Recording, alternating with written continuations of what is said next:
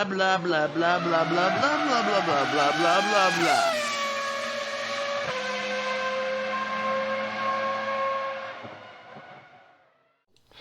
Hello everybody and welcome to I'll Tell You What TV, the unofficial F1 podcast. Sorry about getting on a little bit late. I had a fucking problem with fucking bastard in fucking YouTube cunting wanker. This is where they cut your stream because they don't like your attitude. Yeah, fuck them. I don't know. Anyway, okay, someone's having a wank by the sounds of it. Not me. Okay. I think it is because I can hear it down my phone. I could hear it down my ear as well.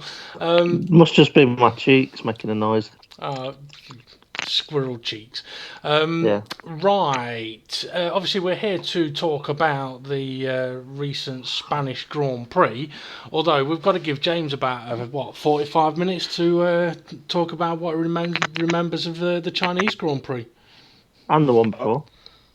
All right, all I can say is, you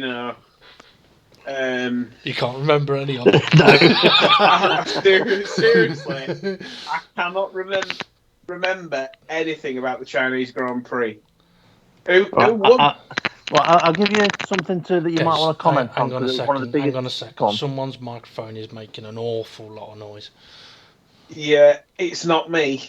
It must be mine then, because with it being new. Okay, let me just say this, then I'll turn it off. There. All right, I'm just going to say this, then I'll turn it off. Should we mute him? Yeah. All right, I won't say anything. I'll just turn it off and find another microphone.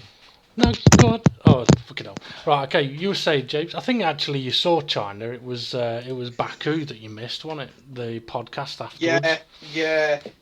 Yeah, Baku. I was thinking China seemed like a long time ago. Yeah, it was. Baku. What even happened there? Bottas won, didn't he? I can't remember. Let me have a look. I know it was not a great race. I'm back. Yes, Bottas won. Yes. Right. What I was going to say was some talking point that James might want to mention from the Chinese Grand Prix. Even though was we're the on fact Baku now. Yeah. Actually, it might have been the Baku Grand Prix. The fact that the Ferrari asked Leclerc to move out of the way for Vettel too early. Very soon in the race. In Baku. No, it was at China. Because James didn't get to talk about China either. Didn't you? Oh, I thought I did get to talk about China. I thought it was just Baku. I didn't get to talk about it. No, there was two. You did make a prediction show for us. No, it was only after. Hang on. My memory's shocking. You know what? I can't fucking remember. I know he didn't do after Baku. Actually, yeah, me and you did after Baku, Steve. But James was with us for after China. Yeah, I think I was. Or maybe not. I don't know. Anyway, let's just focus on the Spanish Grand Prix. All right. What the fuck were Ferrari doing? Well, good question. I mean, how on earth do you go, right, okay, so Vettel's out in lead, right, but he's flat spotted his tyre, right, and he's moaning about it. Do we pit now, get him out of the way, or do we orchestrate an awkward pass by and put Charles Leclerc in front? Simple. So you've got your options there. You've got two options, and that's at the start of the race. If you pit Vettel, it forces everybody else to shit themselves and think, "Oh, hang on, even though he's got, and even Vettel was saying, you know, I'm happy to come out behind traffic because I'll just overtake him. Mm-hmm. So if you've got a driver that's happy to do that, yeah, especially in a Ferrari that is one of the fastest cars on a straight at a track where there's a straight it can probably make a move. I mean, well, I would have to say, I mean, I like Matteo Benotti because he's kind of like a bit of a cheeky chappy Where's Wally kind of guy. I mean, I don't know if you saw the piece that Karun Chandok did in the practice sessions where he was talking to one of the lab guys at Ferrari, and Benotti kind of poked his head in behind, and it was quite funny. But somebody within that team needs to be fired.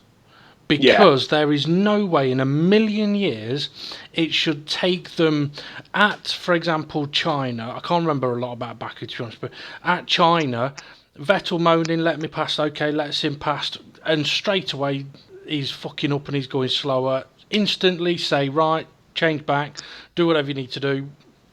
But here, to spend so long, 4, 5, 6 laps, going, 8 laps, what should we do anything here?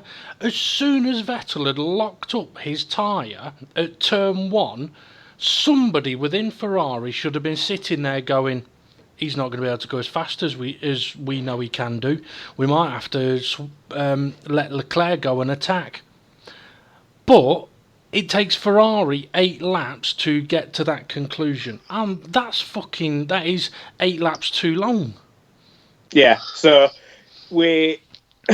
Vettel, let's say, for example, Vettel would have been losing a second per lap compared to what he could have done had his tyre not been locked up. Mm-hmm.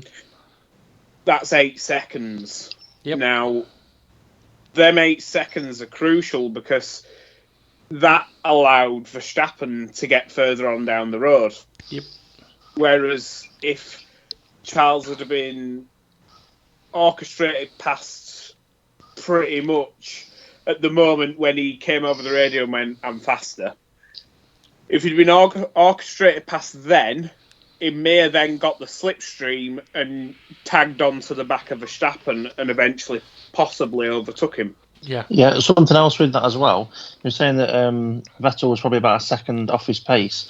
If he'd have been behind Leclerc and getting slipstream and DRS off Leclerc, he might have only for a few laps anyway. Might have only been half a second slower. So the pair of them would have been quicker. Yeah. But because Vettel was leading the pair, they're both slower. Yep. So it was just screwing over both of them. I mean, I know you asked me. I think it was yesterday, Steve. Like.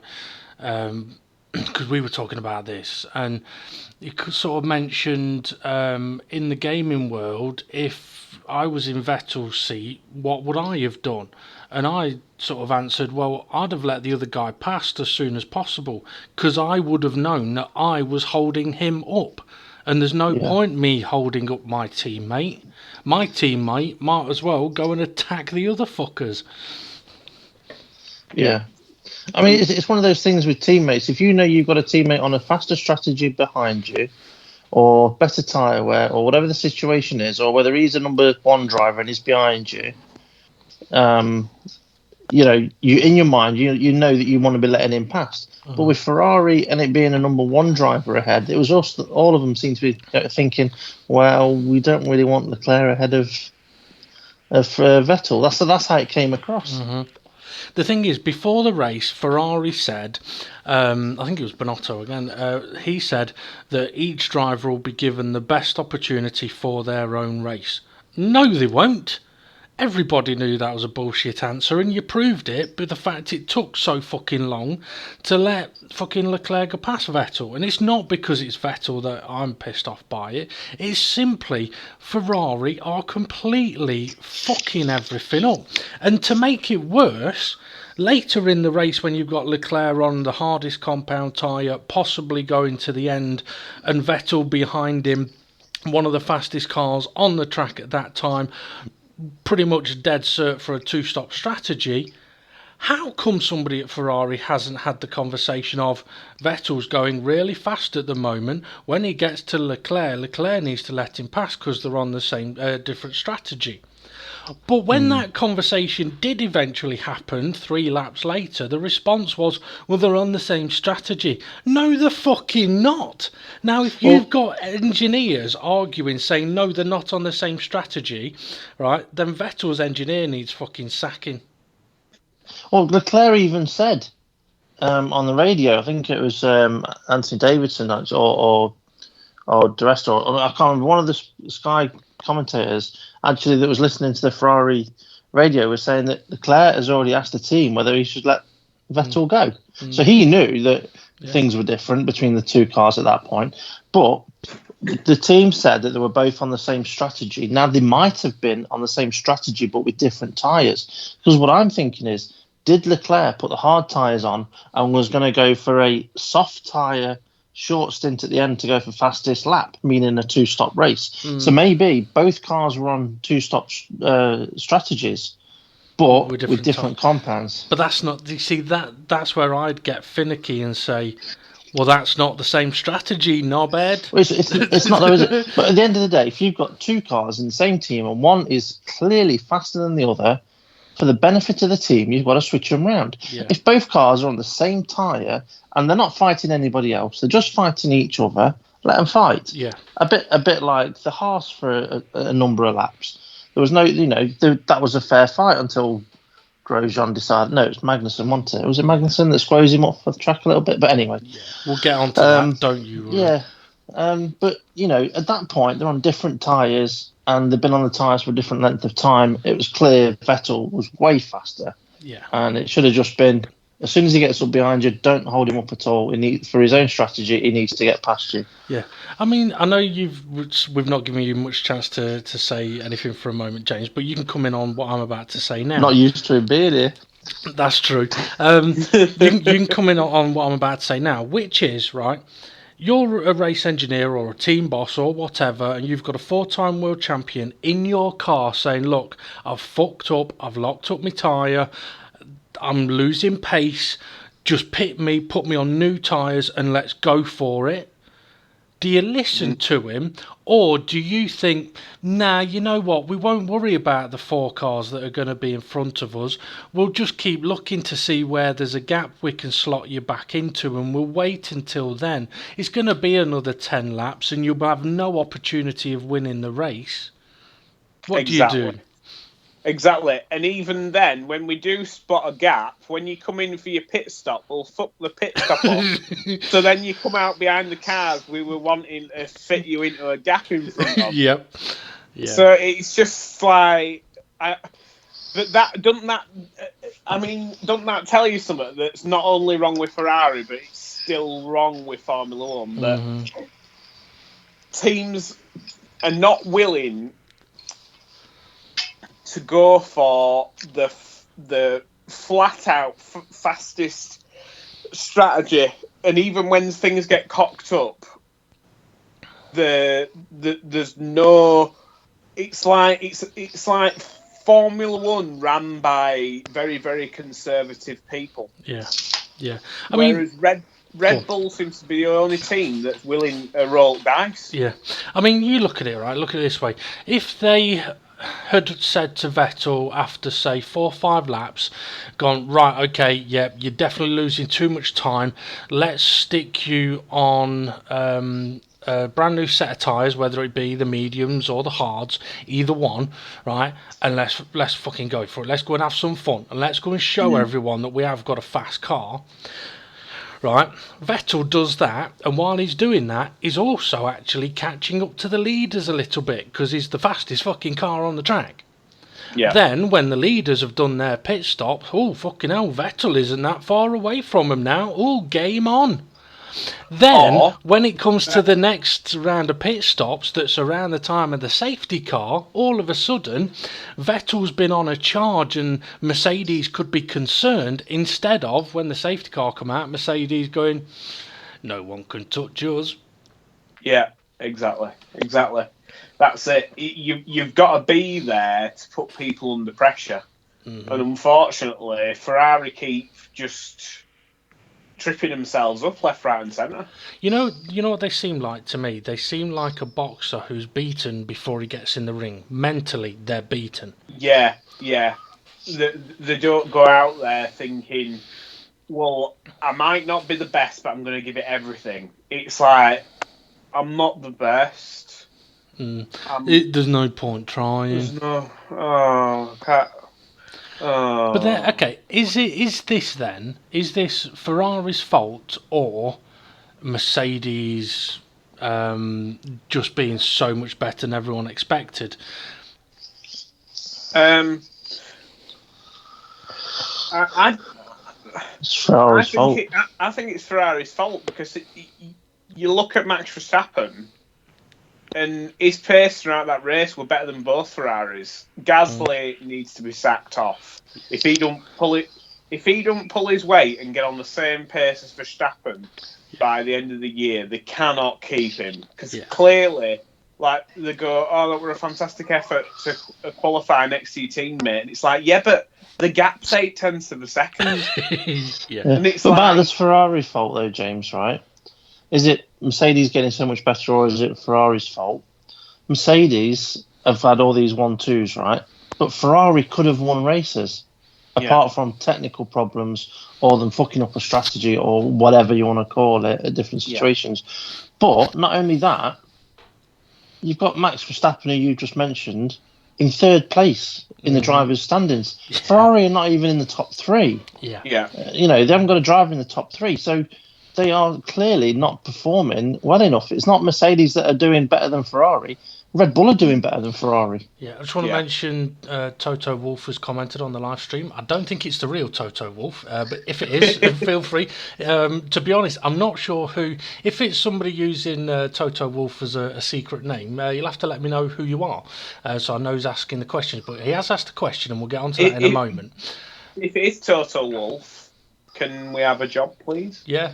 We'll happily sit in the pit lane giving Ferrari some shit for you.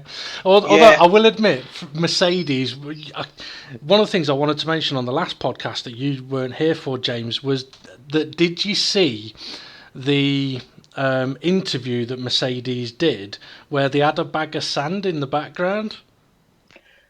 No. Oh, Is it the Mercedes headquarters, right? Yeah. And there's an interview to like one of the I don't know what you'd call it, but it's one of the members of staff there. And on the table, strategically placed in the background, was just this clear see-through bag of sand. As it basically had been sandbagging. But this is that's kind of what I'm on about with Ferrari. They are mentally broken, and I think Mercedes know that. So, and that puts Mercedes in a brilliant position because, let's face it.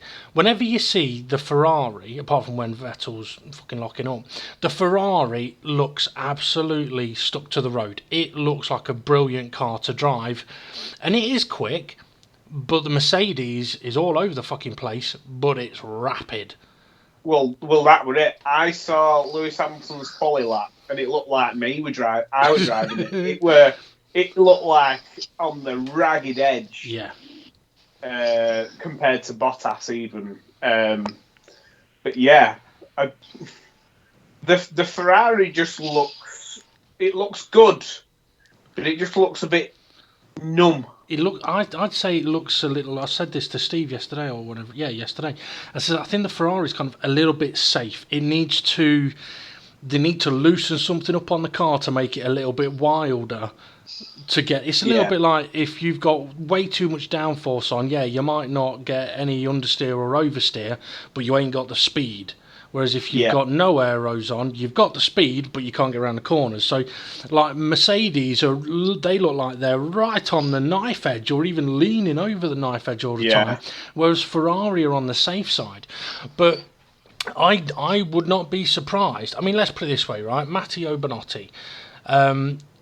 I can't see him lasting the year. Given how quickly Ferrari have been over the recent years to get rid of people that are not doing it right. Yeah.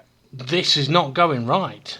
But do you know what, right? It comes across to me as too nice. The best Ferrari What's it? The head, not Team the head. boss. What team boss? The team boss of Ferrari in the past, the ones that have done well, have been ruthless. Yeah. All right, and they've stuck to the guns in the way they want to run the team. But nothing. It seems to just like, yeah, we're happy to do what we're doing at the moment, and it's just, I don't know. It just seems too calm and chilled and relaxed. I know it's been the Italian way, but where's the ruthlessness of Ferrari gone? Because it should always be about our car is great even when it's shit. Our car is the best. The thing is, it's almost like the ruthlessness has gone internal rather than external. So, like, a bit like with if Vettel's behind Leclerc, they're pretty ruthless, right? Or even when Vettel was behind Raikkonen, they were ruthless. But when it comes to how can we beat our opponents, it just doesn't. That cutting edge just doesn't seem to be there. Okay, just going to get off Ferrari for a moment, so we'll get to Toto Wolff's question. He's asking, should the track stay on the calendar? Because obviously one of the big talking points over the last few days has been that there's a good chance that Spain will not be hosting another race at that track for a while, but also the Brazil Grand Prix could be moved to Rio. Zandvoort has been confirmed today as being on the calendar for next season. So, 3 in 1. Should Catalonia stay on the calendar? It's a bit of a mixed bag. I never used to like the Barcelona Grand Prix. And to be fair, the past 10 years of the Barcelona Grand Prix, it's been knocked to shout about. Mm-hmm. The worst thing they ever did was stick that Chicane. Mickey Mouse chicane. Yep. Created by one M Mouse. Yeah. I don't know if you heard, that was brilliant when Bruno said that. But I personally think it's not a bad circuit. I think it's Formula One's got bad cars. Yeah. I would agree with you. Cars that can't follow, which then creates a crap Grand Prix. Whereas if you put in a set of regulations that make the cars more powerful but a little bit more slidey because they've got less aerodynamics, so like down the straight they're going another 40 mile an hour quicker, but yet in the corners they're going 40 mile an hour slower because they're sliding about all over the place. I reckon you'd have a banging Grand Prix.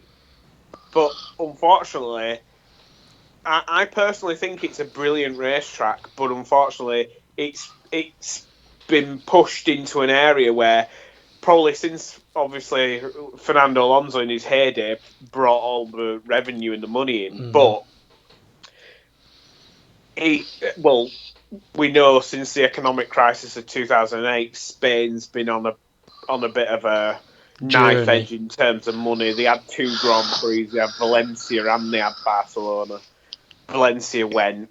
To be fair, that track was bloody awful. It was. It was just a big Tesco's car park, as Mark Webber said. But all I can say is I personally think the Barcelona Grand Prix is not a bad circuit. I think it's just we've got shite. I know it sounds awful because most people go, well, Formula 1 cars are amazing. They're amazing. It's like, yeah, they are amazing cars, but as race cars, they are dog shit. Yeah. I mean, I'd kind of agree with you that I really like the track other than the last Mickey Mouse chicane.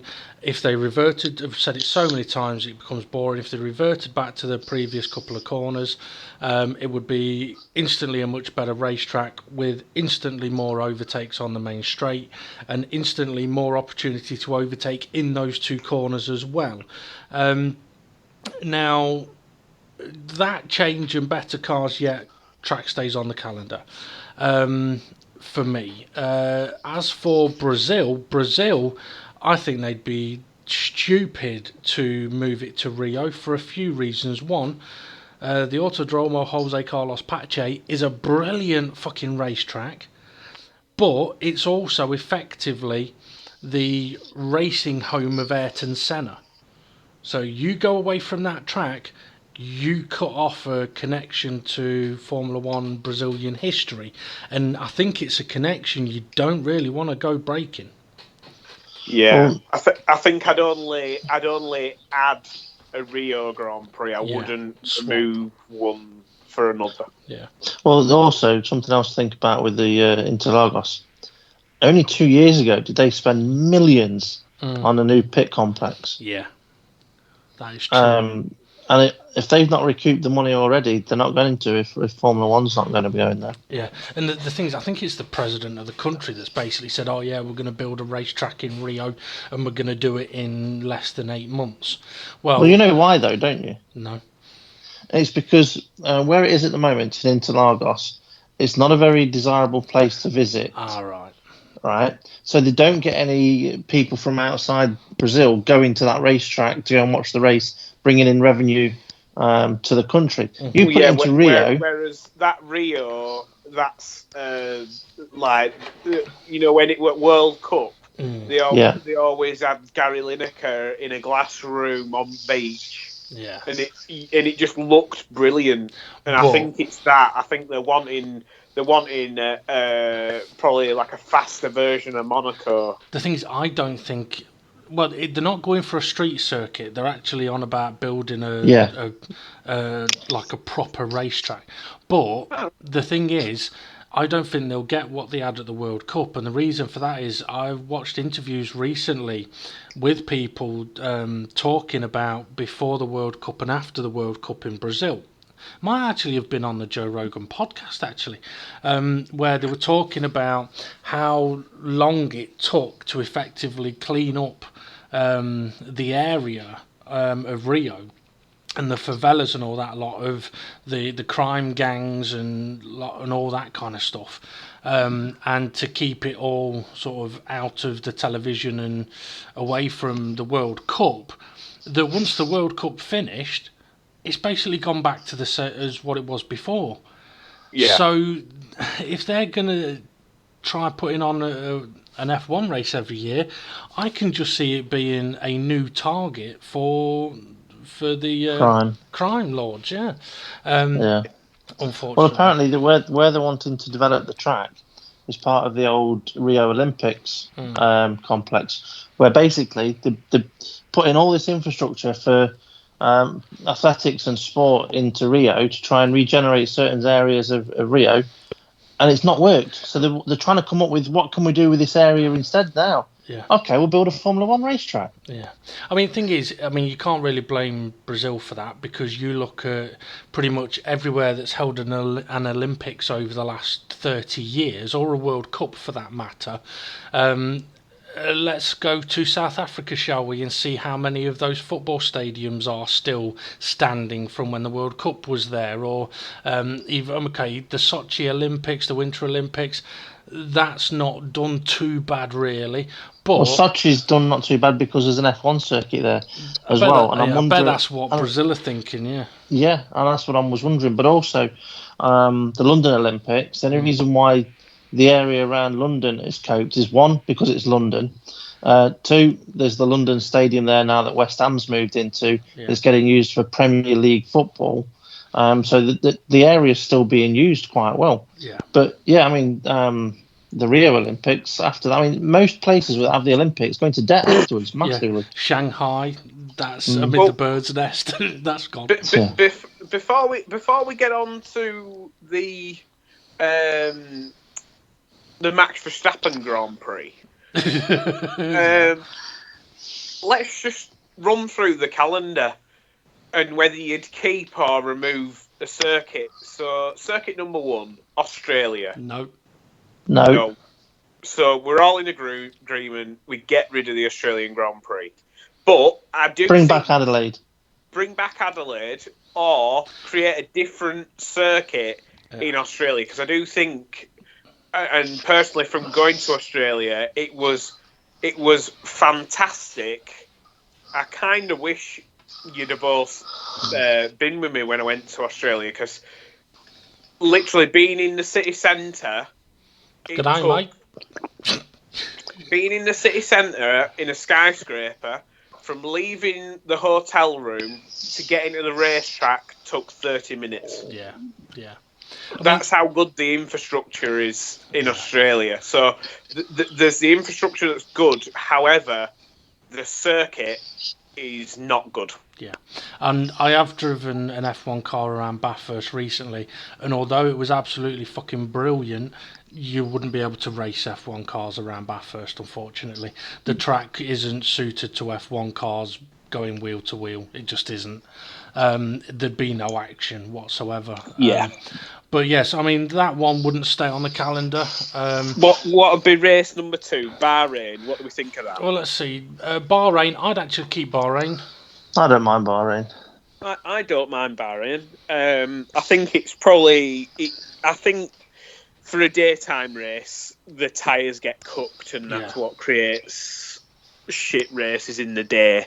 But the night races, they've been okay, to be fair. Been plenty of action there. Yeah. China.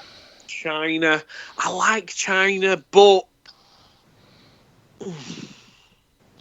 You know what? Just because I remember watching the 2012 Chinese Grand Prix, and I don't know if you remember the race, but it was fucking brilliant. It were... James, we can't remember China from 3 weeks ago. You're asking us to remember China from 12 weeks. That's what I mean about the current regulations in Formula 1 clearly being shite race cars, because the racing, you can't even remember what happened with that shit.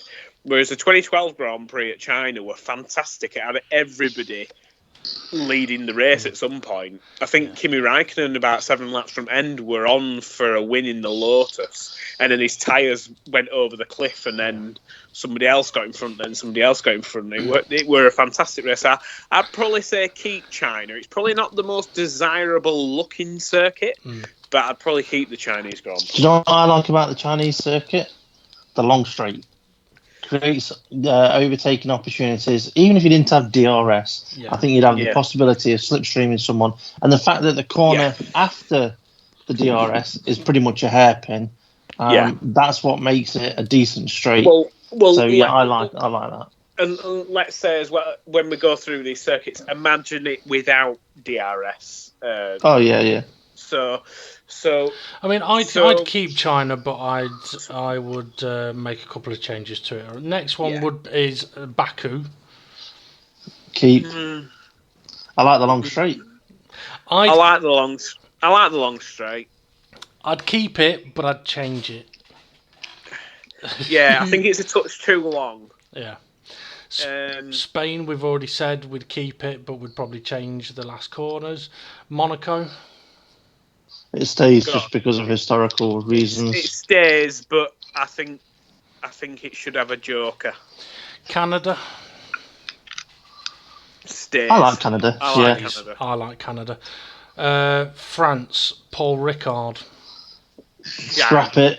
Scrap. Get rid. Bring back the other one. Magny-Cours. Bring back that. Yeah. Austria. Keep. I don't like Austria.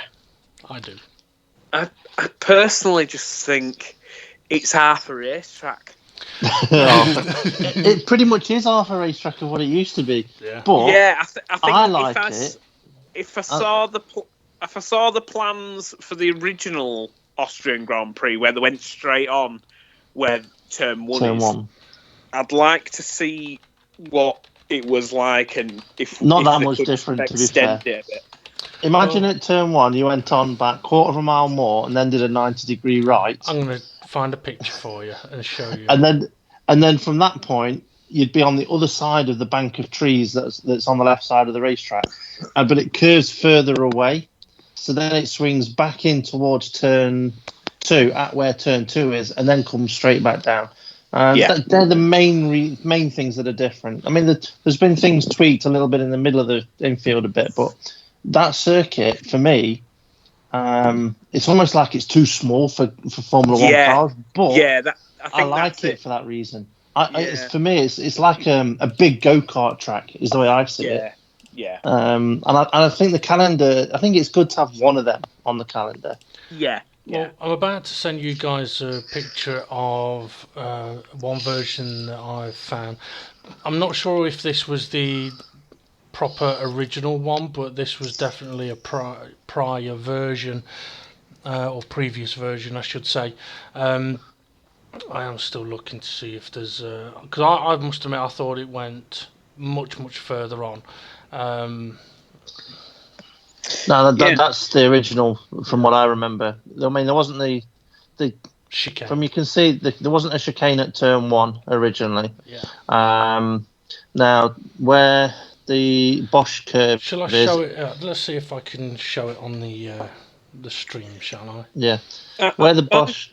I personally think if you had that circuit, but you keep the GP circuit where it's in red, but you just carry on at turn 1, do that extended first bit, and then meet up at the hairpin at the top at turn 2, and then do the rest of the GP circuit. I think then it'd be just about long enough.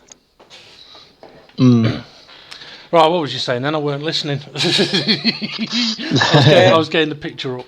I was just saying, if I were to extend the Grand Prix circuit there in red, I wouldn't be bothered about the rest of the stuff near the end of the lap, but just do the turn 1, bit, 2, the turn 1 extended bit up to turn 2, and then do the rest of the GP circuit. Yeah, I mean, looking at...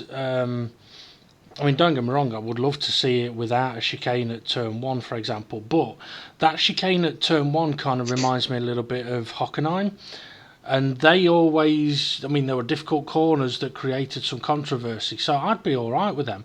And the straight, because it does go on from current turn 1 quite a distance, it would be a long enough distance to really get some action going there.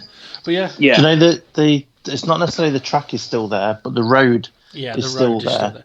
They were about, I think it was a year and a half ago, they were looking into whether it could be done to bring that longer version in for turn 1 to 2. I mean, I do think it would make things very, very interesting. And I think one of the good things about it as well, as I'm going to take that picture down, is the fact that it is owned by Red Bull, not anyone else. Third party. Yeah. Yeah. Anyway, okay, on to, let's see. So, Great Britain, Silverstone, yeah, that stays. I'd change it though. I personally would. I'd probably say, because they always say every single year, they say that Silverstone's struggling for money. I'd potentially like the British Grand Prix to alternate a bit like Germany used to. See, what I would rather have is your core tracks. So, like Silverstone, like Interlagos, like Catalonia, Suzuka, but the then, historical track. Yeah, but then you have this year's European Grand Prix is from Donington Park, or this year's European Grand Prix is from Magny-Cours, or this year's America's Grand Prix is from Rio. I'd rather them do that than place, because then Silverstone still gets its money that it desperately needs. I mean, Silverstone has been a sellout every year for the last 5 years, I think. Yeah. I don't understand who works on the finances where they say, "Oh, we're struggling for money." If it's a sellout every year, it's the amount of money the circuit used to have to pay to Bernie Eccleston. Yeah, and that's basically what it is, because they, no matter how many tickets they were selling, it wasn't enough to recoup the money that they had to pay to run the Grand Prix, to basically have the rights to do the British Grand Prix. You know, they need to get in to do negotiating for deal. It's the man who's the art of the deal. Get Trump in there. Oh, fucking hell, no, he'll build a wall. Nah, they just need David Dickinson. No, I'd say Noel Edmonds. Deal or no deal. Right, okay, so Germany. Hockenheim can go for me. Yeah. I would revert that back to the old Hockenheim. Yeah. Because Make it safe, yeah. That were another banger of a circuit, the old Hockenheim. Yeah. But, okay, Hungary, And I'd keep. But as well, I do exactly what they used to do and alternate that with the Nürburgring, because that's another belter of a circuit. Well, there you go. This year's European Grand Prix for the Nürburgring. Right, I'm trying to get through these pretty quick, because otherwise we'll be on these all night. Hungary, I like it. I'd keep It it. can stay. I like it when it rains, but if it don't rain, it's boring. It stays. Hungry with sprinkler system. See, if you haven't got it on the calendar, it can't rain on it. Yeah. That's like something you'd get out of a fucking Chinese cookie, fortune cookie. If you are not in it, you cannot get rained on it. It might just be like what I said with the Barcelona Grand Prix, that the Formula 1 cars are shit race cars. So I bet the Hungarian Grand Prix, with some cars that have got more power and less downforce, would probably be fantastic to watch around there. Okay. Or they just need to stick it at the end of the season when it's more likely to rain. Yeah. Okay, Belgium. Spa. That stays. Keep it. Stays. Monza. Get rid of the first chicane, and it stays. Yeah, I'd agree with you actually on that. Yeah, I'd agree. Singapore. Bye-bye. Do you know what? I'm going to be controversial. And I would say keep it, but it needs a change. And do you know where there's that crossover bit where there's a 90-degree right? I think it's turn 7. You know what, Steve? I don't know anything about that corner. It's not like we've had this conversation before. Yeah, but I'm on about right now. But yeah, that corner that turns 90 degrees right when on the other side of the wall you've got it coming back the opposite way. Yeah. That there, just fuck it, turn left. Cut the track in half, turn left there. That would make that track great. I actually love driving around the Singapore track. I do. But for a race, for watching an F1 race, it's fucking boring. Yeah. Yeah, but if the track was half the distance, with less corners, I think it'd be different. Maybe. Go on, James. In 2 words. I've been trying to chime in, but I've been on mute. Well done. Thinking to myself, why aren't these bastards listening to it? So what I'd do is. Right, so Russia.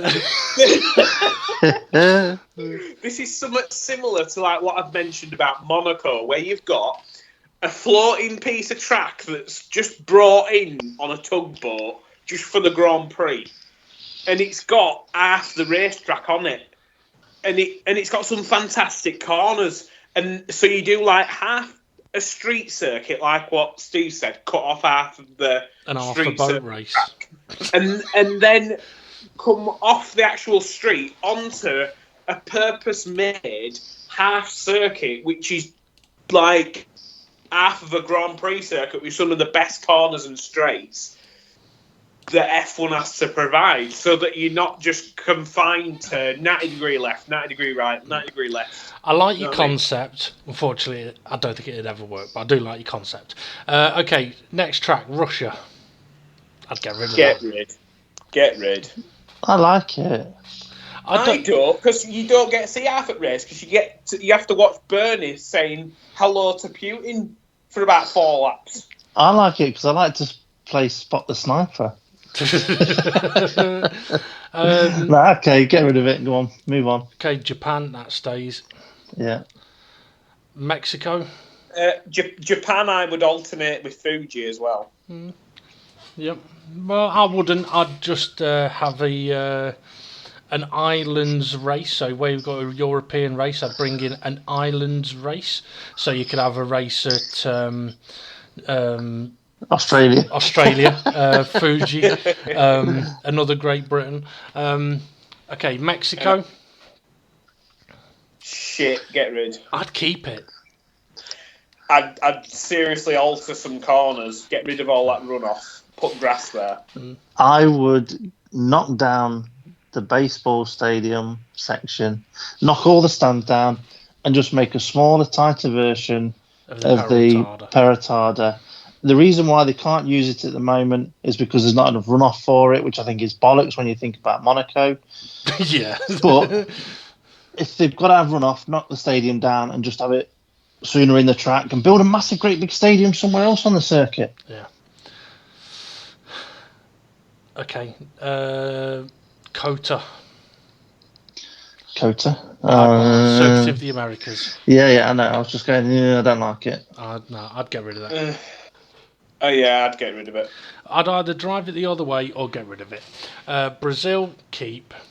Keep the grid girls though. Oh yeah. Yeah, Brazil, keep Brazil. We've already all said that. And Abu Dhabi. Yeah. That's Scrap Abu Dhabi. Yeah. Get rid of that piece of shit. Yeah. So there you go. Obviously, we weren't intending to run through that list, but James kind of forced us into it, wanker. And then went on mute for half of it. We're now going to talk about probably one of the best racetracks not to be on the Grand Prix circuit, apart from Turkey. Well... What, Zandvoort? Well, do you remember watching that footage of, I don't know who it was, it was somebody in Renault and somebody in somewhere else where they had no downforce and a shitload of power and they were side by side for about half a lap. And the camera angle was literally just one camera where you literally followed the cars through the valley, so people spectating could see about half the racetrack. Yeah, I mean, I do know that they did a lot of work on that track in the late 60s into the early 70s. And it still got ditched. Yeah, well, unfortunately, that's because they spent all the time and money trying to make the track safe with the Armco barriers for the first time, and then first race there in F1. Unfortunately, someone crashes and dies. So that was one of the reasons it got ditched. But that's also why another guy got given a medal for trying to save the bloke. Martin Donnelly. I don't know if that's the name. That name just sprung to mind. I don't know if that is him though. No, it's not him. No, no. Martin Donnelly was he crashed, didn't he? He got thrown out of his car. Was basically laid in the middle of the road, I think. Yeah, I think it was Peterson you're thinking about. Ronnie Peterson? Probably. I don't know, I can't remember. Anyway, but personally, I don't really know I don't know the track. I did have a look at a track map briefly earlier today, but other than that, I don't really know it. So I can't comment on it, other than from a sort of business side of things. It would make sense for Formula One to go to a good racetrack in Holland with having Max Verstappen in Formula One, because he brings a hell of a lot of fans to the racetracks. And if you put on a race in Holland, they could probably fill it quite easily without letting anybody else from another country come in. Mm. James, you might want to come off mute again. Yeah. Oh, he's in the bathroom now. Yeah. Yeah. I don't know if it is a belter of a circuit, but I always find that with tracks where there's a lot of undulation, meaning for people that don't understand what undulation is, just going up and down a lot, I always find that a bit more interesting than like street circuits where they're all flat. Yeah. I mean, I think that's why Monaco's got its charm. Because I think if Monaco were completely flat, people wouldn't give a shit. Yeah.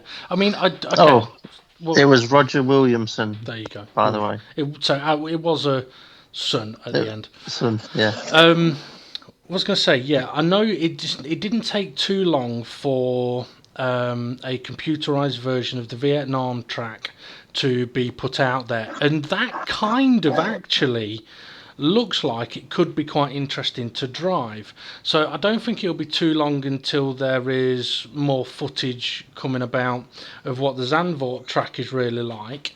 I know I have seen a few clips of old races there, but as James mentioned, you literally had one camera, so yes, you got to see a bit, but not a lot.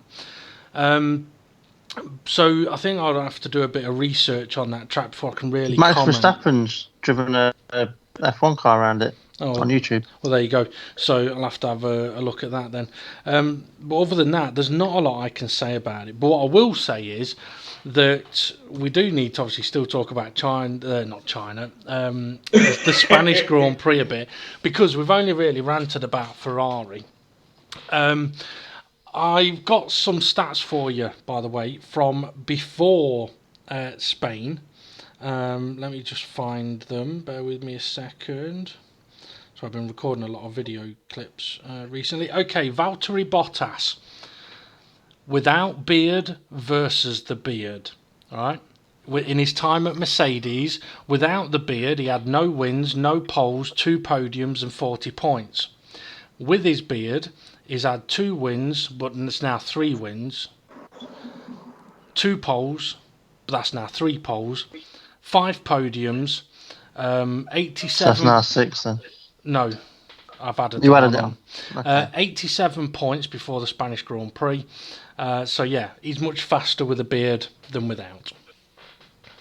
So Mercedes, is the beard really working, or has Bottas properly stepped up to the plate now? He stepped up to the plate, hasn't he? He's had to.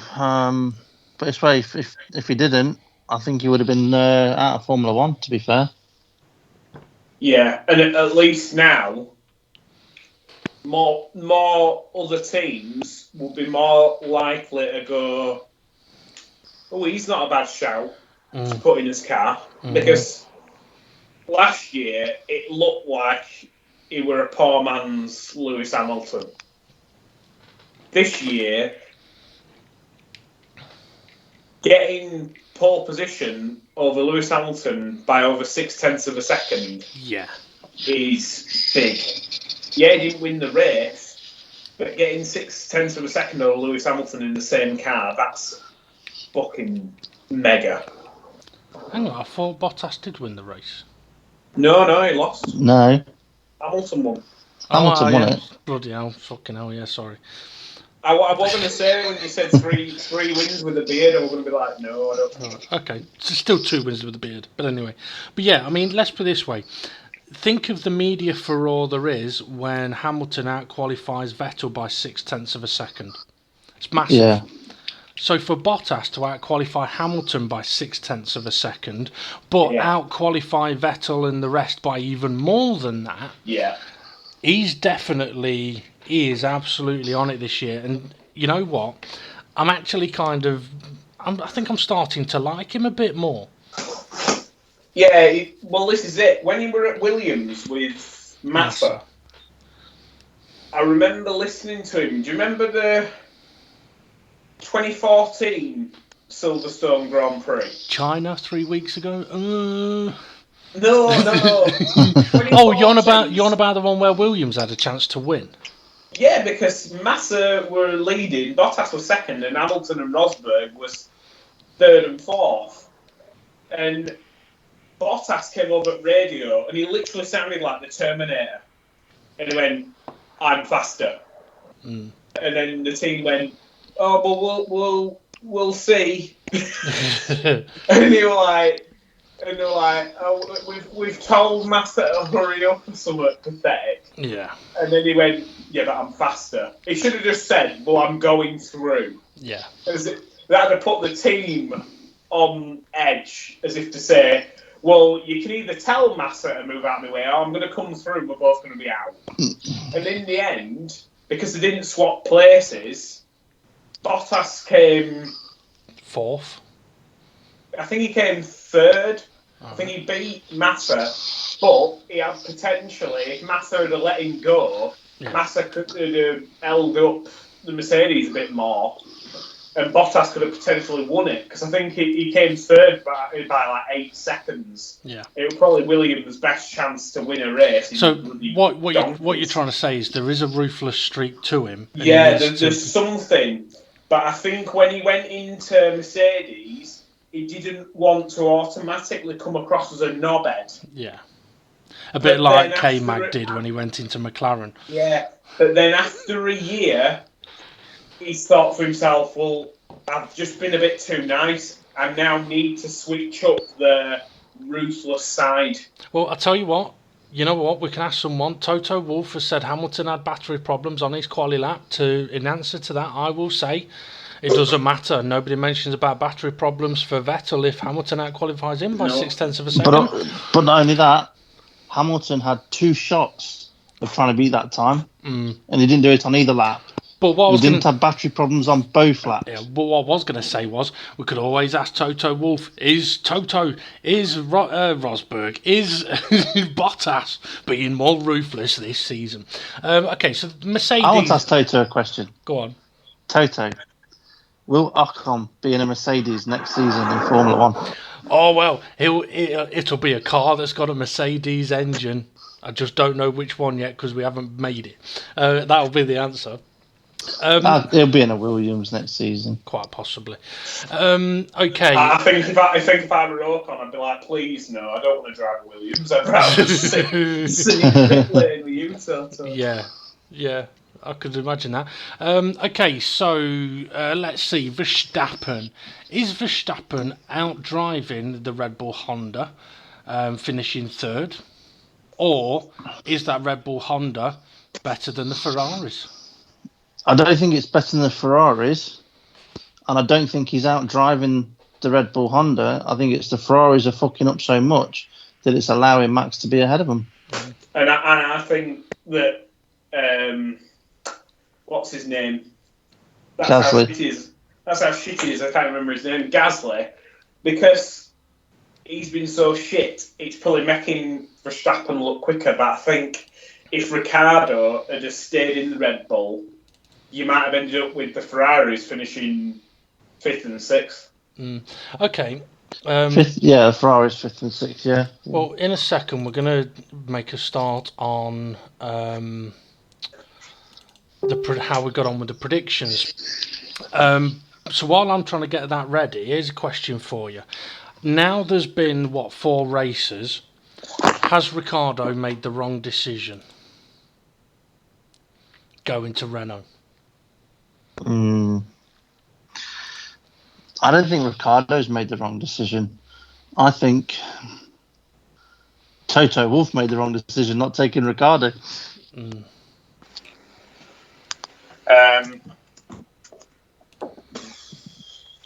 I personally think Ricciardo's shot himself in the foot, but that's short term. Long term, in another 2 years, we might be talking about Renault works team being completely different. Because I think if you looked at the 2011 Mercedes-Benz, which didn't win a thing, we just said to Lewis Hamilton going to Mercedes in 2013, what are you doing? I didn't, but yeah. Well, that's how quickly things can turn around. So I think currently, this year alone, you would say he's made the wrong decision. I wouldn't. The worries about the Honda engine are untrue, but we don't know what the potential is for the future of the Renault F1 team. So, the way I see it, James, right, is when he was at Red Bull, he'd have races and potential race wins and really good highs, yeah? In a way, like, imagine you being in a relationship with a really fit, beautiful woman and sex is amazing, but when you're not having sex, the rest of it is fucking shit and you don't want to be there. But you can get good sex. You just prefer it to always be shit, yeah? Yeah. So he's just thinking, well, if I go to one of the other teams, I can still have sex as much as I want, and the rest of my life's still happy. No, it's never going to be as good. But he's in a happy place mentally. He's not being, while he was in. I think he is. While he was racing in Red Bull with Max Verstappen as his teammate, yeah, just everything was getting on top of him so much with. The team giving Max more preferential treatment than him. The money that he was on as well compared to Max was not, went nowhere near the same.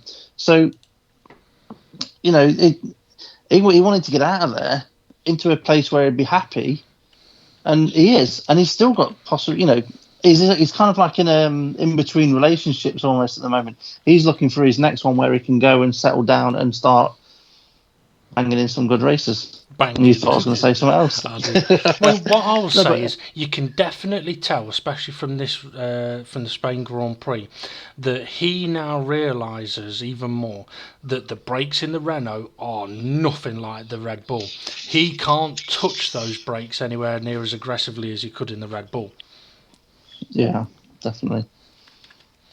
I seem to remember though when Lewis Hamilton went from McLaren to Mercedes, the 2013 car, Hamilton all for first half of the season just was saying, I can't get used to brakes. Yeah.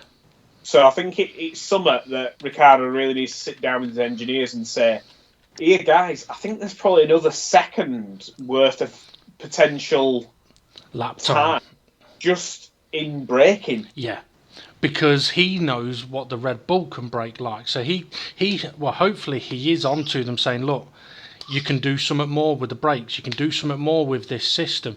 But interestingly, Steve said something to me yesterday, which I hadn't actually thought of, really. And we'll see if, if you want to mention to James what it was you was on about yesterday. Yeah, well, because if Toto Wolff's still listening, if this is something that they've not done, they might want to start looking into it and they might find more time. Toto Wolff says that is disclosed information. Right. That's probably about who was driving next season for him. Right, James, do you remember the problem that the McLaren had last year with the fact that its front wheel structure and side pods all too close together? So when the wheels turned, it disrupted the air and they lost front end downforce, balance was off, and it was just all over the place. So when the wheels turned, the air wasn't flowing in the direction they wanted. Yeah. So they had most of the downforce when they were in a straight line and less downforce when they wanted it in a corner. Yeah, because they've got only half-size wind tunnel, which is dog shit. But what if, and this, I was wondering if Mercedes had done this or whether a team could do this, and that is reverse engineer that. So when you turn the wheels, it generates downforce. You're aiming the air into the areas you want it at the most important time, which is when you're going around a corner. So when the wheels are straight, the air is not going. You are aiming that air into places that creates vortices, to create less drag, so that so it has the opposite effect of what they had at McLaren, where when they turn the wheels, there was not enough grip. You turn the wheels, you get more grip. Mm. Yeah. I mean, I would have thought you want to run a wind tunnel that rather than aiming the wind straight towards the car, you want to aim the wind straight towards the car, but turn the wheels and see what aerodynamic effect that has, and therefore create wings that turn that into downforce. That turn that air that's disrupted into downforce. Yeah, exactly. So when you need it the most, when you're going around a corner, you're getting more downforce. Which means when you're going in a straight line, you're getting less downforce, which means less drag. So in a straight line, you're faster. In a corner, you're faster. So, see, one of the things that got us talking about this was I said to Steve, I asked him if he'd watched Bottas's qualifying lap, and he said, yeah. I says, well, I spotted something on his qualifying lap that you don't see with the Ferrari. And that is, the start of Sector 3, you got the DRS long straight, and then the hairpin, and then the kink, and then the loopy right-hander, turn 12, all right? Yeah. I said, if you watch Bottas's qualifying lap, he turns into that corner, and the car kind of turns, and then halfway round, it grips and goes. It turns round the corner, and it is noticeable as fuck. And that's what got Steve sort of mentioning about that. So maybe that's something that Mercedes have worked on, and that's how their car is. One reason why their car is so good in the corners compared to Ferrari, who are not as good in slow speed corners, because when their wheels are turned a lot, they're losing grip rather than gaining grip. But also, taking that a step further, you look at Haas. Haas this season have been destroying tyres in races. They've got quali pace, but in races they're destroying the tyres. This weekend's race, they had shitloads of new bodywork, just behind the wheels, right, attached to the floor. And then in this race, they didn't have a problem with tyres.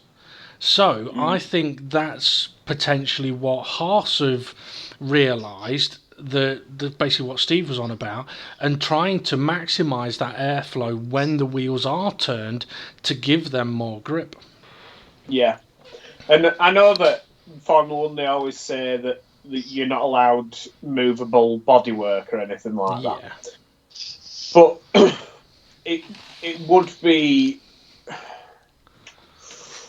be quite cool, I think, if they were to reduce the amount of downforce, however, allow certain areas of bodywork to move. Do you mean so a driver could go, right, on this straight, I'm going to press this button so that all these flaps open, I can go dead quick, and then in the corner I can press this button, all these flaps close, and now I've got shitloads of downforce? So, No, the opposite. A body DRS. That's DRS. Yeah. A full system DRS. Yeah. Something where, let's say, for example, you turn through, like DRS, it's a drag reduction system, right? Yeah. What about, instead of a drag reduction system, A drag increase? Your drag increase system, right? It's called a Williams. Air brake. It's called a Williams. It's called an air brake. No, so you get rid of DRS. However, if you're within a second of the car in front, you can increase your downforce. Oh yeah. Through corners, and Right. You disengage it. So you basically, it's like trying to engage a DRS in a corner. So basically, it helps you go faster in a corner rather than helping you go faster on the straight. Yeah. Yes. Yeah. Interesting. That's not a bad idea, James. Fucking hell, are you feeling all right? No. That's not actually a bad idea when you think about it, because one of the problems cars have with following is that they get into the dirty air and they lose downforce, and they don't have grip. So that would actually be a way of like reversing the system. That's not bad. You might have to write in with that one. I'm the pain, mate. Yeah, fucking hell. Right, okay. Time to get on to our predictions, I reckon, guys. Let's see how we did. Although, do we want to get the vote of Dick of the Day out of the way first, then the prediction? No, we can get up to that because it's one of the predictions. So when we get there, we can go on to that. Okay, so let's see. Steve said that for pole position, it will be Lewis. Oh, by the way, James, do you know what the current points are before we go through these? I thought Bottas were 1 point in front. No. Our points. Our points. Oh, Steve's running away with it. Yeah, he is. Big and time. I'm last. You had a good week last week till Dave realised it was marking his own, not yours. Yeah. Steve's on like 22 points or something like that. I'm on 11. James is on 10. Okay, so Steve said Hamilton would be on pole position. Not for him. James, do you remember who you said? I can't remember. You said it would be Charles Leclerc. Oh, for fuck's sake. Yeah. Whenever I say he's going to win, he fucks up. Did you say he was going to get pole in Baku? Yeah, and then he went in a wall. Okay, you should say Vettel, and then Leclerc will blitz the weekend. You'll get fuck all points, but Leclerc will have a stormer. Okay, I said it'll be Valtteri Bottas for pole position, so point for me. Thank you very much. Winner, Steve said it'd be Hamilton. So point for Steve there. James, you and I both said it'd be Bottas. Oh, did we? Yeah, and to be honest, even today I thought it still was. And to be fair, if it weren't for him having a shit start, I think he would have won. But I think they've basically decided between the pair of them, it's whoever gets into turn one first wins the race. I don't think he would have won because up until the safety car, Hamilton pulled out about 9 seconds on. True. Thinking about But it, though, how much of that though was Bottas dropping off to get clear air to keep his engine and tyres working? Because that's what I mean. That's what I mean about them being shit race cars. Well, something they said though in commentary was you've got to be once you are within 5 seconds, you are affected of the dirty air from the car in front. So that's when you start to get more damage on your tyres. It affects your lap time. You know. So if he's more than 5 seconds behind, he's taking care of his car. Hang on, right. Here's a point. Here's something for you then, right? Just because this is something that I would potentially do, if I was to say be in Formula One and be saying, oh, you know what, there's half a chance I could get pole position, but I'm not so sure. I could be in a bit of traffic in this race. I know. How about we set up the car so I've got grip in the corners? So give me more downforce, please. Is that not a stupid suggestion or is that a wise suggestion? I'm not going to be first, so I'm going to have dirty air. So give me an aero level that can give me grip when there's fucking dirty air. Stop going skimpy and tight, you fucking wankers. Let me have some That's grip. what Red Bull have been doing. Hang on. That's what Red Bull have been doing. Hang on, I'm a Ferrari engineer, and I'm going to tell you right now, it's quite a long straight here, mate. Well, yeah, but you've got to be close enough to pass, mate. So, and if we don't have a gap to fit you in, you might be waiting 20 minutes. But it doesn't matter. I've got the downforce to cope being in with that situation. That's why I've set the car up like this. You know better. Just listen to us. We know better. Yeah. All right. What's the lottery numbers? I can see next year. The thing is, next season we're not going to be doing a Hando segment. We're going to be doing some sort of Italian segment. The thing is, hey, mamma mia! Oh! I can't do Italian. Who's this Shirley Claire? Just do your Davide Valsecchi. Yeah. Oh, he did my head in when I was trying to watch F2 and he was commentating on it. I didn't watch it, unfortunately. But think about it, right? When Red Bull were dominant, one of the main features of their dominance was that they set up their cars to be in first place.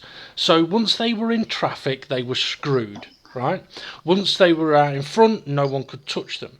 So if you're in a Haas, a Racing Point, a Renault, a Ferrari, a Red Bull, test your car in dirty air and set it up so that it's fucking quick in the corners. No, well, this is what I mean. This is what I mean. F1, Ross Brawn right now. He needs Toto. If you're listening, you know Ross Brawn. Get in touch with him, right? And get him to talk to me, and I'll sort F1 out. Because we need cars where they can follow each other through corners. If you're awake, that is. Interestingly, though, I did see this week that apparently Toto Wolff could be in line for Ross Brawn's job at the end of 2020 when his Mercedes contract is up. But no offence, Ross Brawn knows about aerodynamics and stuff like that, whereas Toto Wolff is a fantastic manager of people. He knows about aerodynamics. He has to dodge planes all the time with how fucking tall he is. Well, there's a bit of a difference. Both very, very similar. However, Ross Brawn's got more of an engineering background. Yeah, it's a little bit like saying to Adrian Newey, saying, right, Adrian, we want you to head the new tyre design department. No, what? No, you'd want him to be head of the fucking aerodynamics department. But anyway, right, okay, on to podium selections then, our podium predictions. And I'm sorry, James, but this is going to be painful for me and you, because some knobhead said Hamilton, Bottas and Max Verstappen. Oh, for fuck's sake. Yeah, and that was Steve. And we're going to have to find out some way of giving him some multi-race ban, you know, James. Yeah. From predictions. Yeah. But it's not all bad news, James, because you said Bottas, Leclerc and Hamilton. So you do still get 2 points for Bottas and Hamilton. Yeah. Now, I wasn't far off because I said Bottas, Hamilton and Vettel. So I get 2 points for Bottas and Hamilton. So it's not as painful as it could have been, but Steve does get the first full ass of the season. Yeah. But don't worry, James, because we pull it back a little bit here, I reckon. The next prediction was first to crash out. Steve said it'd be no one, and that's not right. Well, he is a nobody. Well, James, do you remember who you said? I said Kimi Räikkönen. You did, and if you hadn't remembered, I would have said you said Lance Stroll, even though you didn't, just to wind you up, but you did say Kimi Räikkönen. And Kimi Räikkönen, I don't know if you noticed this, on the first lap, almost did it for me. He did. Yeah. He did. He went into gravel, but then got it back on track. I'm like, oh no, I want to stay in gravel. Oddly enough, the Alphas had a really poor weekend. Yeah, they did, yeah. Very poor. Well, Giovinazzi had an average weekend. It was Kimi that had a poor one. True. Okay, I went for Lando Norris, so point for me. Nah, but he didn't crash. Stroll crashed into him. Oh, well, Technically, because of Stroll's error, Lando lost his front wheel. Yeah, I would say if it had been you and you'd have said Stroll, you'd get the point. If you'd have said Norris, it'd have been like, no, fuck off. And then I'd give you the point. I think if two cars come together and they crash out at the same time because of that incident, yeah, okay. If you've named one of them, you can have the point. Yeah. As well, I did mention this the other day today, but Crofty were going, oh, well, that were 50-50, that.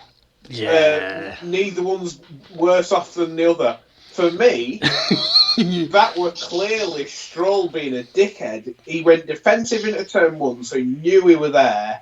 Goes around turn one, and at that point, Lando's in his blind spot. So Stroll has no clue whether Lando's gone off circuit at turn one or if he's there.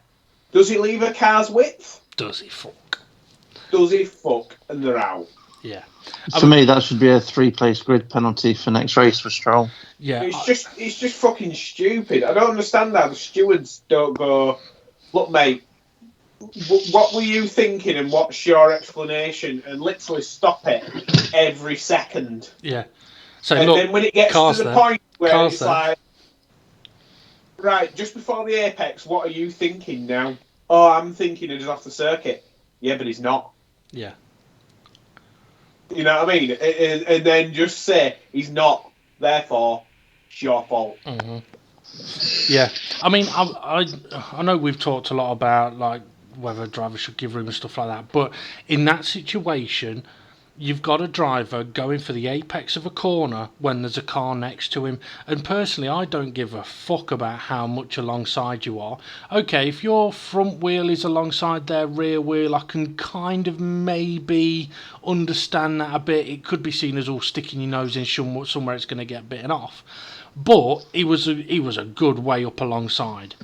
Right, this is what Norris had to say about it. Stroll's a twat. Stroll drove as though I'd disappeared. Yeah. Right, but both of them have escaped a penalty, so the stewards have deemed it a racing incident. See, that is something that I would change in Formula 1, because that for me just says, yeah, you can run people off the road, and I know that in some form of Formula 1 it's kind of seen as being acceptable, but look at it from a spectator perspective. Yes, we enjoy seeing a good crash, but if Stroll leaves the room, all of a sudden you've got a side-by-side battle that's going to go on for 4 corners. They wouldn't have shown it. Well, no, you'd got to replay it eventually. but that's the thing that I don't quite understand. I think there's an opening here for a job for us three. We could be. What if we were the stewards? Oh, fucking hell. Vettel would have to retire. We were sent to every Grand Prix. Charlie Whiting, yeah, he kind of worked the race. race director really than the person handing out the penalties. But I think we'd probably be quite good at, you know. Well, do you know how they have an ex-driver as a advisor to the stewards? Yeah. Why don't they have a member of the public giving an F1 fans perspective on an incident? Yeah, exactly. Because I would sit there and go, well, hang on a minute. Is it neither of their fault, or is one person to blame? And if there's one person to blame, why is he not getting a penalty or a reprimand, or why is it not being told to the fans? Yeah, he's to blame, but we're not giving him a penalty. Yeah. Because at the moment you're saying it's okay to do that. Yeah, exactly. Yeah. Because it's kind of like saying, oh well, because he were the car in front, technically he's got right of way. But that ain't the rules. The rule is you've got a car that's got any part of its body up the inside of you into any corner, you've got to leave a car's width. Yeah. Are you sure that that's the rules, James? I remember checking this. Well, that's not what the rule is, but that's what the rule fucking should be. Because then there's no grey areas. Obviously, the steward would have the option to go, yeah, but he's made a late move. He doesn't deserve the space. He hasn't given the other guy the time and opportunity to give the space. So somewhat like, okay, take Danny Ricciardo's late overtakes, right? A number of them are borderline dive bombs. Some of them are late moves, but there's quite a few of them where he's done them on Kimi Raikkonen, for example, and Raikkonen has seen it coming and has given him the space. If he'd have done it on Magnussen, Magnussen's going to turn into him, right?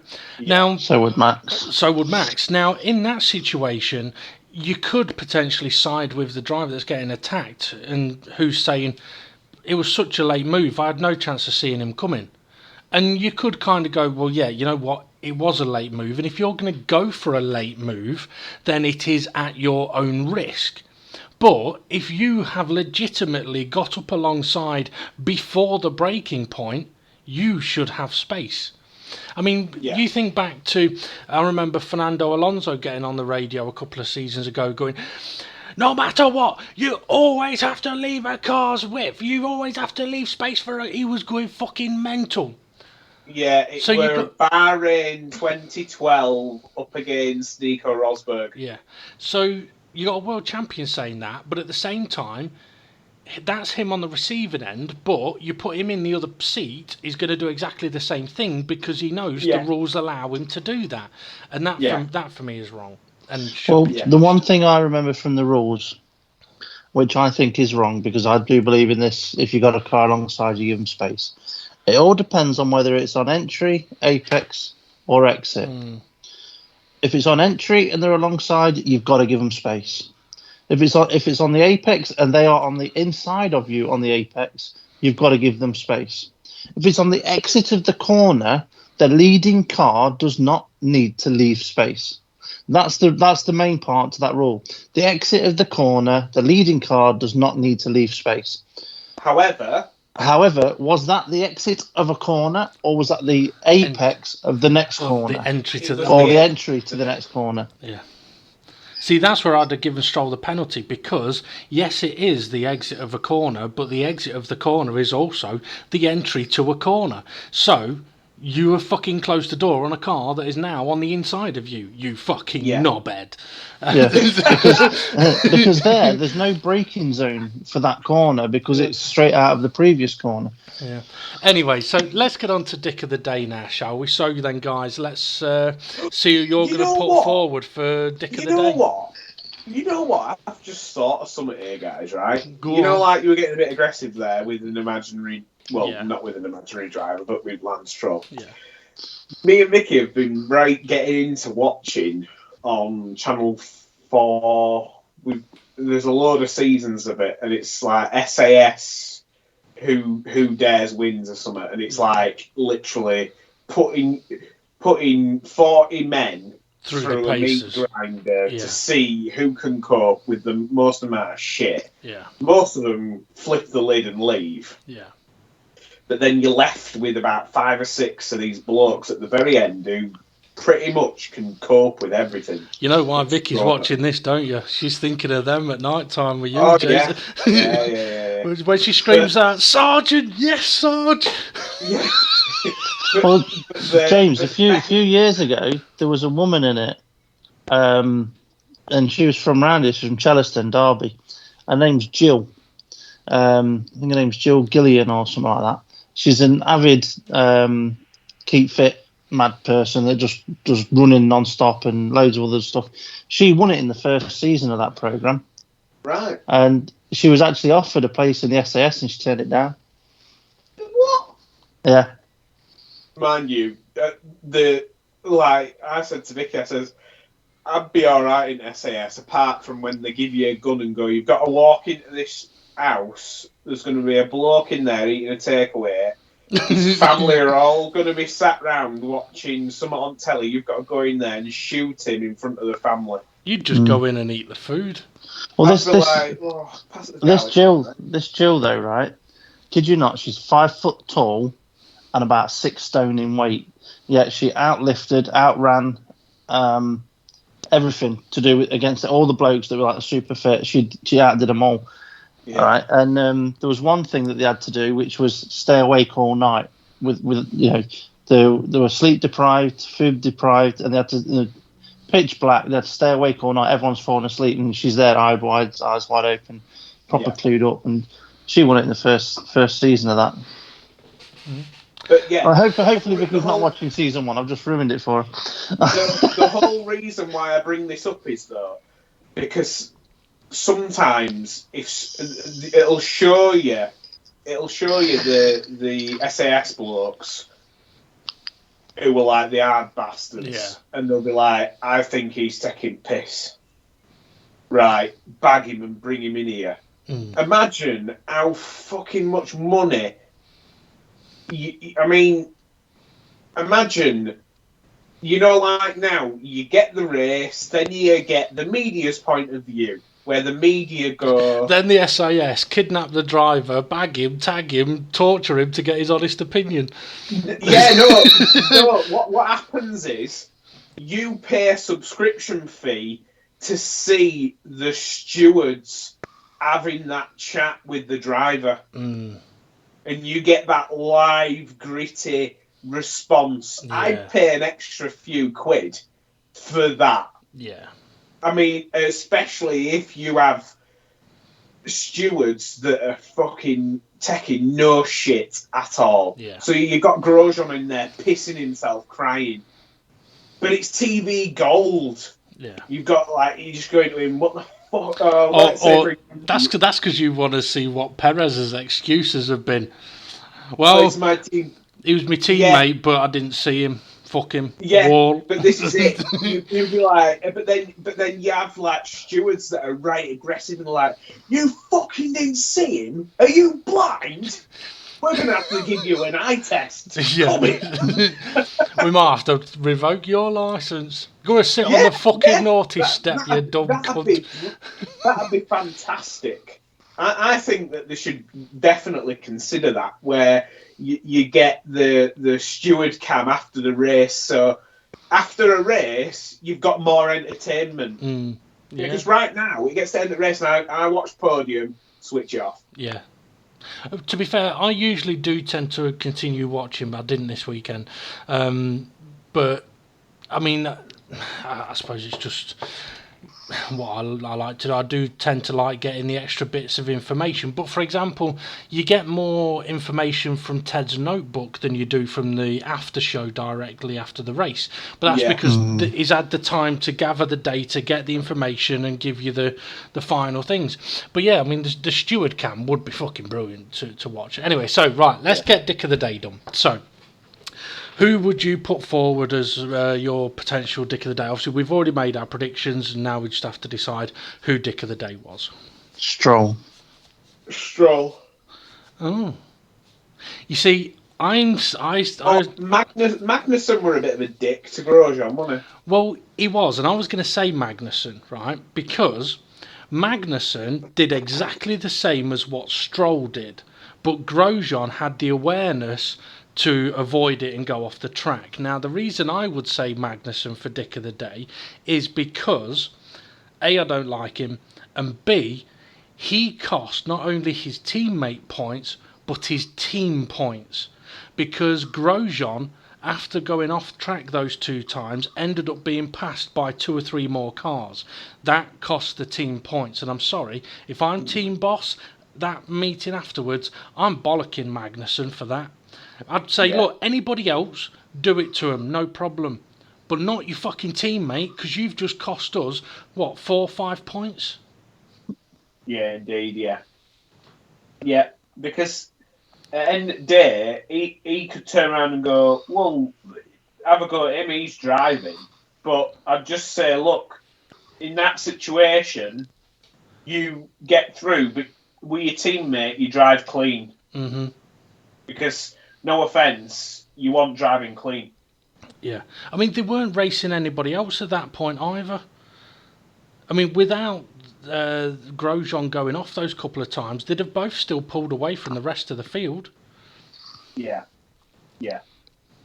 What But, do you think, Steve? Yeah, go on, Steve. Not one going to say it. Eh? I wasn't going to say anything. No, we were asking you for your opinion. I said Stroll. All right. Well, I say Magnussen. James? I think on reflection, because it actually physically caused somebody a DNF, I'd say Stroll. You bastard.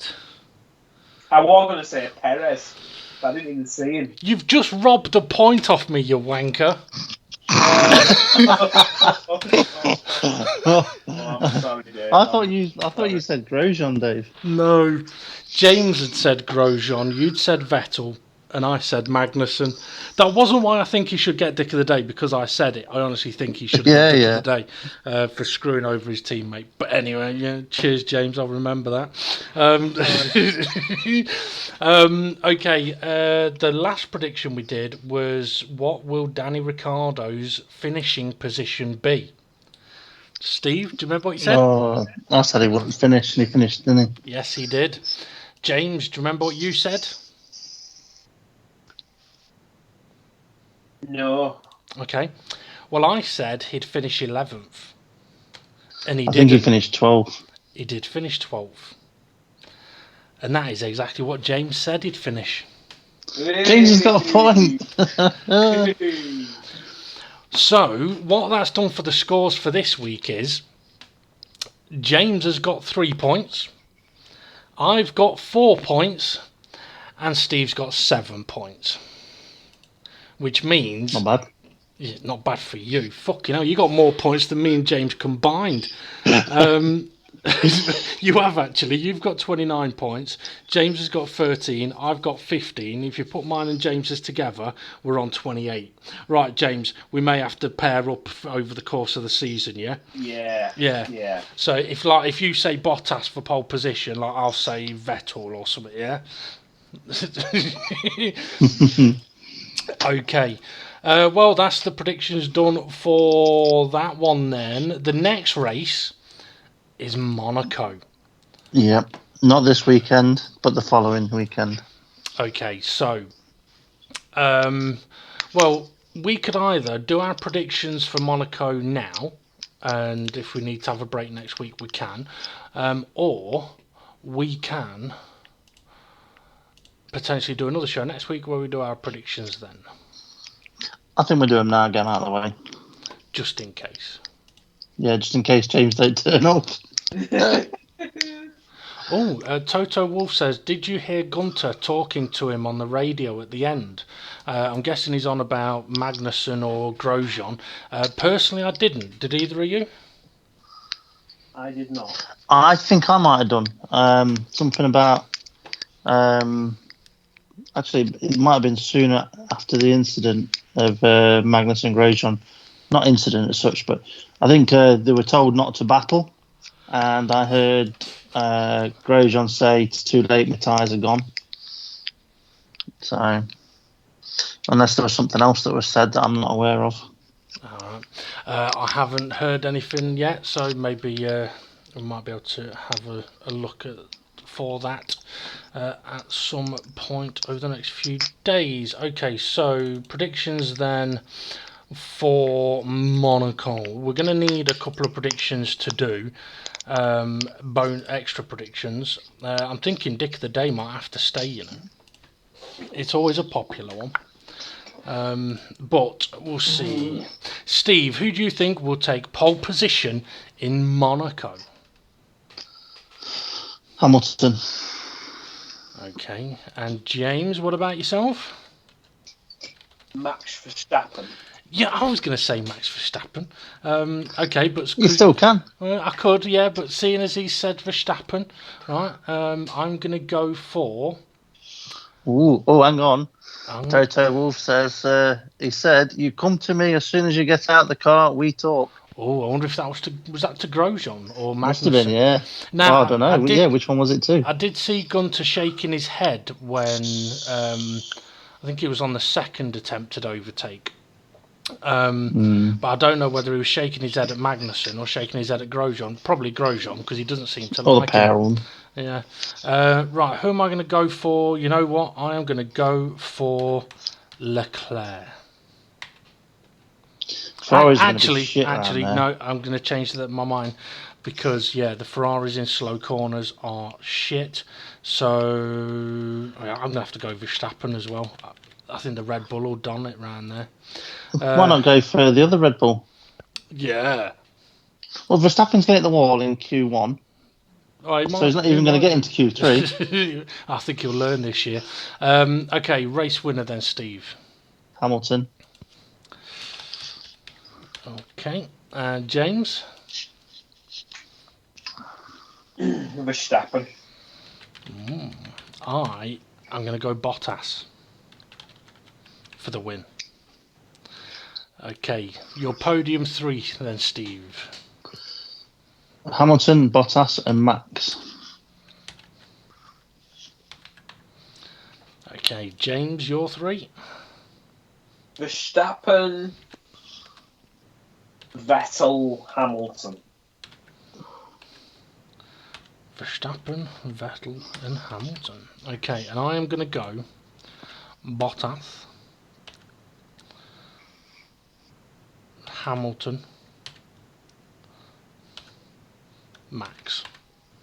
So the person you said is going to win the race is not on your podium first place position? Yeah, I said Bottas is going to win the race. Oh, okay then. Didn't see? I know what I'm doing. Okay, first to crash out. Max. Okay. Hang on a minute, he's on my podium. No, I'm going to change that. No, first to crash out will be... It'll be one of the rookies, I reckon. Norris. Oh, hang on. Are we going to do first to crash out in the weekend and first to crash out in the race? Can do. Are you going to do 2 questions there or 1 question and pick which one? Or what? Are you making up a secondary question? None of them are questions. Well, I suppose they are. No, under the 1 prediction, you get 2 answers. What? Right. Who's going to crash? Who's going to crash out? Right. You get 2 answers. First to crash out over the course of the weekend, and first to crash out in the race. So that's 2 predictions then, yeah? No, it's 1 prediction, 2 answers. How many points do you get if you get them both right? 2. But in the total number of predictions that we do, which is 6, the weekend so and there's race... a bonus point then available. Yeah. Got you. Jesus, Right. Make it fucking difficult.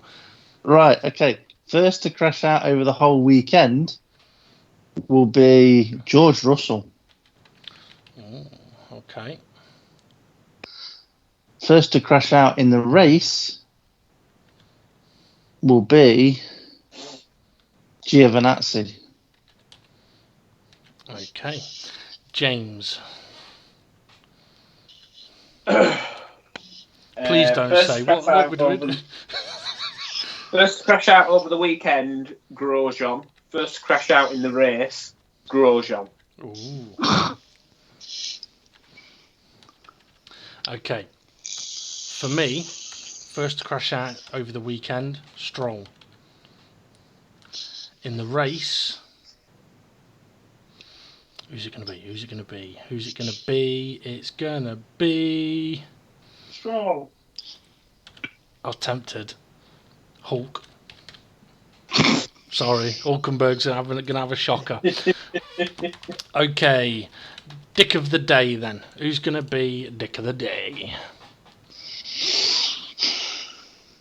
I reckon it'll be Vettel, and I reckon it'll be, I'm faster than him, let me pass. And then Leclerc's going to move out of the way and Vettel's going to hit the wall. That would be a Dick of the Day move, that would. James, who are you going to go for? Sorry, what's the question? Dick of the Day. Can't pick yourself. No.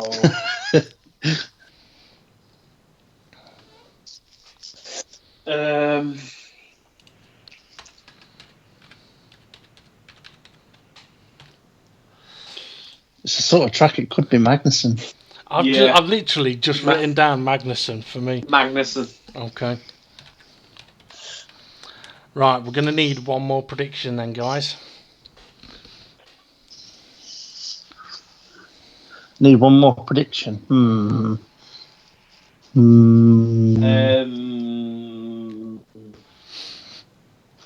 finish fourth? No, I'd say who's going to crash it to back in the race? Could do that, yeah. You got any others you can think of, Steve? Will it rain? Oh, I know, because it's an easy answer. In practice, who's going to hit the arm curve at the swimming pool chicane? Because it's always Max Verstappen. He does the same thing every single weekend. Oh, What, you mean the flexible one? The one where they've slightly curved it. Where Verstappen's crashed it the last two times there. No, when you say crash, do you mean actually hit the wall and crash out, or do you mean where they skim the wall and it bounces off the barrier? Hit the wall and the wheels bent inwards, so then you go straight forward and smashing the wall. Who's clipping the apex and crashing? At the exit of the harbour no, not the harbour chicane, it's the swimming pool. Swimming pool, yeah. Okay, so who's the exit swimming pool. Who's clipping the pool then? Go on, Steve. But they've got to crash out. They've got to clip it and crash out. Is this in the race? I'd say qualifying, because everybody goes up against that in qualifying. Okay, in qualifying then. Gasly, okay. James?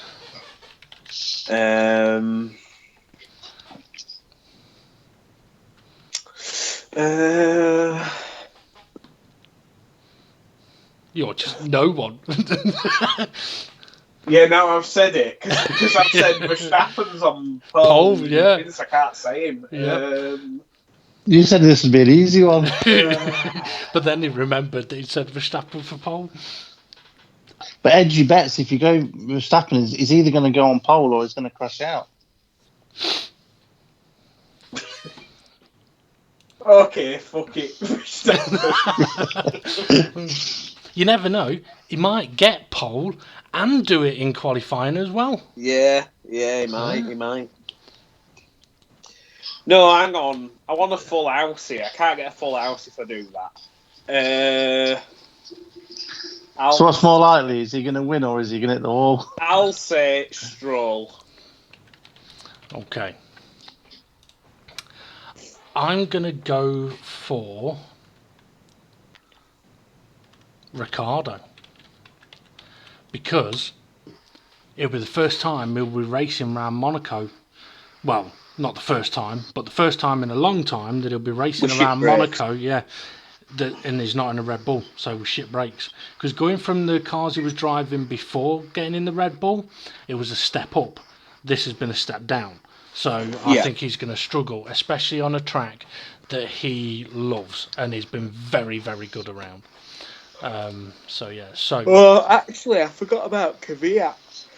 He had a belter of a race, didn't he? Yeah, he has been surprising a lot of people, I think. Including Well, I was me. going to say, if we were going to have a prediction of who finished fourth, he would have been my pick for fourth place. Well, I could see. The thing is, though, he has been doing very, very well, but I think in just about every race there has been a slight error somewhere. And at the previous tracks, you've been able to get away with a slight error. In Monaco, a slight error is an end of race. So I wouldn't be surprised if he doesn't finish the race. But anyway, that's our predictions locked in then for Monaco. So if we don't do a show next week, we have already got our predictions in place. Okay, not far off bringing this podcast to an end. It's been one of our longest for a while. But I do just want to plug Steve's and Ray's racing league called Dynamic GT League. So if you like watching plenty of action on track, check them out on YouTube. It's Dynamic GT League, where you'd actually be able to see Steve win a race recently. What do you mean? I won the previous one as well. Yeah. I wasn't going to big you up that much. Actually, me and Steve are going head to head on a battle for the championship, aren't we? Yeah, 8 points between us. Yeah, 2 races to go, and the next race is at Spain. Yeah, not my favourite track. I reckon there'll be more overtaking in that 40-minute race that we're going to have than there will have been in the last 2 Spanish Grand Prix. There'll be more overtaking in the first lap. Yeah, I think as well, the race that we're probably going to have at Spain will make you appreciate how good that track is and how shit the Formula 1 cars are that they can't follow. Yeah. Definitely, I'd agree with you on that one. Just to continue plugging that league a little bit, that's on GT Sport. So if anyone wants to get involved in a GT Sport racing league, feel free to check out Dynamic GT League on Facebook.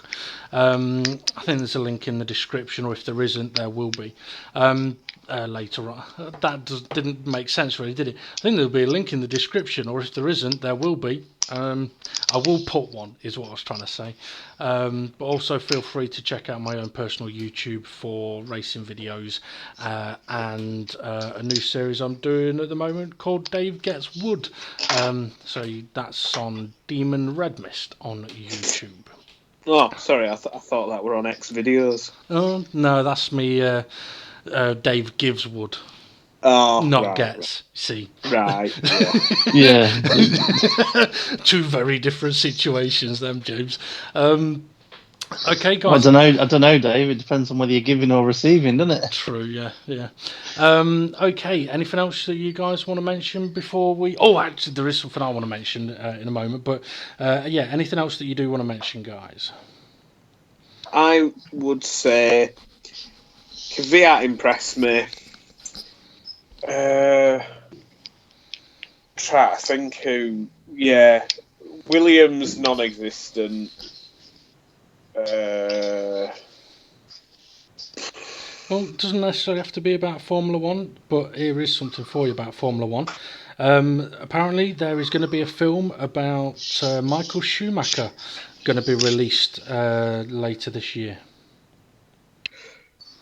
What's that called then? I don't know. I didn't read the description, to be honest. I just read the headline. I mean, to be fair, if it's anything like the Senna movie, it should be a fucking good movie. I think they should wait a few years though. Wait for him to pass away. Yeah. Well, to be fair, maybe it'd be he might watch it and spring back to life. Nah, not gonna happen. Oh, James, did you see my picture about the Chinese drug addict the other day? He's on mute, I think. Yeah, he's on mute. James? Well, no, because I can hear Vicky in the background. No, that's clear. Oh, right. Maybe he is on mute because I did hear Vicky in the background a moment ago. Right, well, we'll get back to... Want a cup of tea? I thought that actually was Vicky for a second then. But just see, I've got a picture. This is an advert for Bowl. Oh, we've lost James. Oh.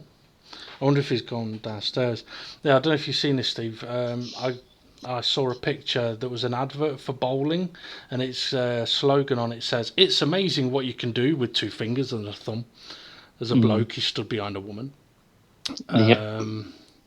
Let's see. I know there was something else I was going to mention as well, but I do want to wait until James is back for that.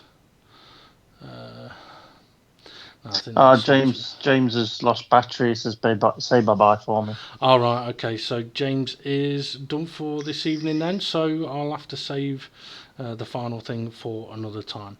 But yeah, the Schumacher movie, I mean, if it is done similar to the Senna one, it could be a very interesting watch indeed. Okay, time to bring this live stream to this podcast to an end. Feel free to check out Dynamic GT League, which is Stephen Ray's racing league. And we may be back on next week for a pre-Monaco show, but if we're not, we will be on after Monaco for a post-race discussion. Thanks for joining, and if you want, like, subscribe, share, tell your mates, and send to anyone involved in Formula 1. We're desperate for a job.